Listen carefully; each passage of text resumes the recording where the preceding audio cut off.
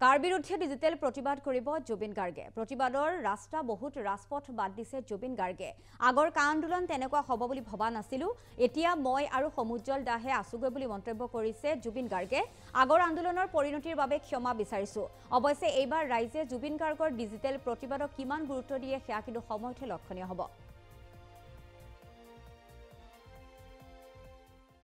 আমি ধৰ্ণা দিম সেইটো বেলেগ কথা কিন্তু সেই যোৱাবাৰ অলপ বেছি হৈ গ'ল মানে হাতৰ পৰা বাহিৰ হৈ যোৱাৰ নিচিনা হ'ল মই ভবা নাছিলোঁ মই এনেকুৱা হ'ব সেইটো কাৰণে মই চৰি মই মোৰ ফালৰ পৰা কিন্তু কা আন্দোলন আমাৰ এতিয়া অব্যাহত আছে সদায় অব্যাহত থাকিব এই গৃহীত কৰিলে নহ'ব নহয় তেনেকৈ নহয় নহয় ইটছ এ ডেম'ক্ৰেটিক কাণ্ট্ৰি মানুহৰ কথা চলে ইয়াত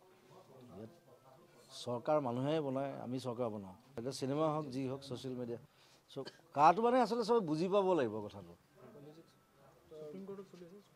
চবে বুজি পাব লাগিব it's a very political issue আৰু নিজে নিজে যেতিয়া বুজি পাব মানুহে নিজে অপ'জ কৰিব মই একদম লিডিঙত আছিলোঁ মই এতিয়াও আছোঁ